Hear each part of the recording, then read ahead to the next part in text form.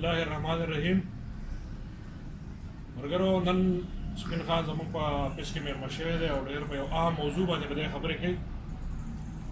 او موضوع دا ده چې د خیبر پښتونخوا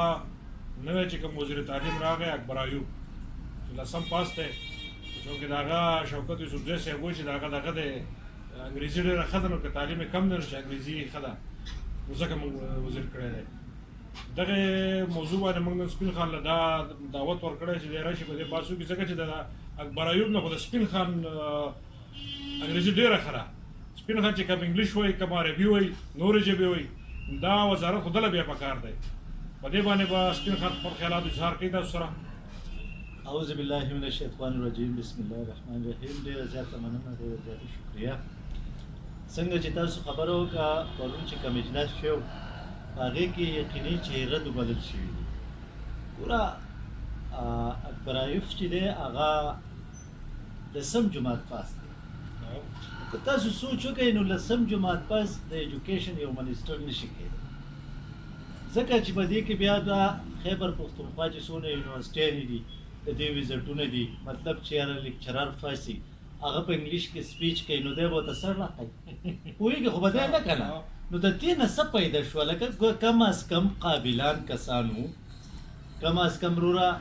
دې چې کوم کلاس 4 لګوي نو هغه هم 14 جماعت پاس وي. نو د ایجوکیشن د منسټر دپاره بیا څونه تعلیم پکار دی؟ لکه کم از کم 14 خو پکار دی که نه. نو لسم جماعت پاس پر وروره د ایجوکیشن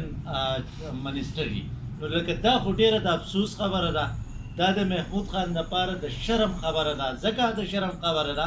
چې مطلب د یو یونیورسټۍ ویزټ وکړي. تاسو ته ما لکه د دې نه مخکې مې وویل خو بیا د تمریف کومه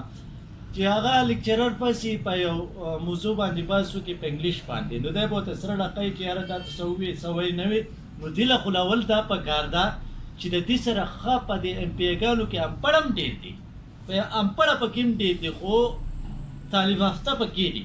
ګوره داسې ډاکټر حیدر علي خان چې دی تعلیم یافته دی، پکار دی چې د منسټر کړی ځکه ایم پی خو دی که نه، قابل خو دی که نه. دویمه خبره موږ دا کوو چې یاره لکه کم از کم دی په آیین کې ترمیم کوي ترمیم کوي. تپوس کومه دې کې شوکت یوسفزی صاحب ویلي دي چې کوم د اطلاعاتو وزیر دی چې یاره انګریزي وله ښه ورځي، که تعلیم یې کم دی نو انګریزي وله ښه ورځي. ګوره تعلیم چې د سړي کم وي هغه له به انګریزي څه ورشي. لکه انګریزي که زه تاسو ته دا ووایم دا خو څه ګرانه خبره نه ده. زه به دې ټیسټ والم، د دې اکبر ایوب نه به زه ټیسټ والم، زه به دله یو سپینه فرچه ورکړم، ټیک شه، یو پیپر به وله ورکړمه، کاغذ به وله ورکړمه. ډېر زیات خبره درته نه کوم، ده له پې زه یو څو سوالات عالمه که ده د دې لمبرې ښه رالی جو دی به د هیلث منسټر شي. لکه د انګریزي چې د لسم جماعت پاس هغه له به انګریزي څه ورشي، هغه له به نورې ژبې څه ورشي. لکه دا خو لکه د دې منسټر چیف منسټر ډېر زیات بد وکړو. بد یې دا وکړل چې سبا ورځې ما تاسو ته دا ووایي چې دی به د یونیورسټۍ ویزټ کوي، دی به د خیبر پښتونخوا مطلب د دنیا یونیورسټیانې دي، دی به ویزټونه کوي، دی به صرف سره راقی لکه څنګه چې زموږ د ایم پی آی ګان دي ټول هغه ورور په اسمبلی پیسې نو وروره بل پاس کوي، غریبانه خو پې پوهېږي نه که نه. دلته ورته وروره هر څه پراته وي خو هغه پې پوهېږي نه، خو اوکې کوي وایي ټیک دی اورې لاس بره کړي سر ړقوي، نو دی بیا دغه شان چل کوي. لکه څو اریان یم چې یاره دا څه نمونه لکه د دې د اجلاس دی او څه نمونه ده. بیا پکار ده چې زموږ د فضل حکیم خان چې دی د ډیډک چیرمین دی هغه خو یې پې پاس کړی دی او د بي اې پیپر چا درته ویلي چې یې پې پاس کړی؟ زه به د لندن نه ډګري راوړم، دا به ومنې. زه په خپل ځای په لندن کې کس کېنم ډګري دله راوړم. داسې مه وایه اوریجنل تعلیم اوریجنل تعلیم ډګري خو زه تاسو ته هم د لندن نه به له زه راوړم، زه به له راوړم په لندن نه. خو چې ما ته یو سړی مطلب دا دی یو منسټر ته یا مطلب دا دی هرې سړي ته یو سړی خپل نوم نشي لیکلی په انګلیش کې، نو دا هغه ډګري نه خو څه پیدا نه شوه چې ما له یو سړی تعلیم وکړي او زما په ځای لسم او 15 پاس کړي، نو زه څه قابل شوم؟ حدیثونه خو مطلب دا دی ګوره پکار ده چې مطلب دا دی موږ له اول سټډي کوو، موږ له اول په صحیح معنو کې زده کوو بیا یې ووایو. ګوره دا په دین پورې لکه په دین کې چې ته په یو شي نه پوهېږې که نه هغه به نه وي هغه به زده کوې او خاموشي پکار او خاموشي پکار دی لول که ستا ډېر شوق دی او ټولو شوق دی موږ دا نور ټول مسلمانان دي لول زده کېده پکار دي هر حدیث سټډي کول پکار دي د هغې یو مطلب دا دی چې ټکې زده کول پکار دي بیا یې ویل پکار دي دا نه ده چې وروره ته یې وی او ته پکې غلطي کړې ټیک ته انسان غلطي کېږي انسان عاجزه شی دی خو روزانه غلطي نه خو لا موږ د ایجوکیشن د منسټر خبره کوو د اختر عیف خبره کوو چې اکبر عیف صاحب نو موږ دا خبره کوو چې یاره د ده لسم جماعت پاس دی نو دی به په انګلیش څه پوهېږي او شوکت یوسفزۍ یوه خبره ته کومه شوکت یوسفزۍ په څه پوهېږي په څه پوهېږي ولې دا د ده پلار حکومت دی د ده د نیکه حکومت دی چې د ده انګلیش ښه دی او جودی به راشي ولې د حکومت ته ده دی ته خو معمولي مشیر ته خو سیټ ته کښېنه ستا په دې خبرو کې څه کار دی خو دا خبره ته کوم دا ټوله غلطي چې دا د محمود خان ده دا د محمود خان ځکه ده چې تاسو ته ما وویل چې ټول ایم پی ایګانو کې لکه څه ایم پی ایګان پکې هم پړی دي موږ دا منو خو ډاکټر حیدرعلي چې دی هغه قابل دی که نه دا خو منې که نه او قابل دی دا وزارت هغه له نه ورکوي منې دی که نه په مرکز کې دی ویم خبره خو دا کومه چې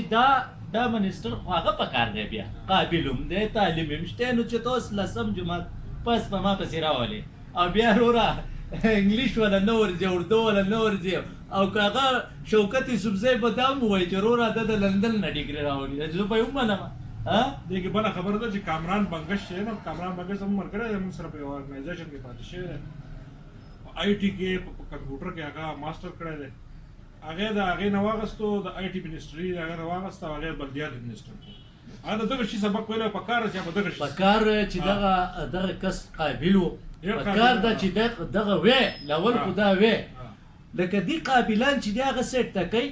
او کم ناقابله چې دي هغه رامخې ته کوي خو زه پوه نه یم چې په دې کې د محمود خان څه دغه دی لکه څه په دې کې د هغه څه پیدا ده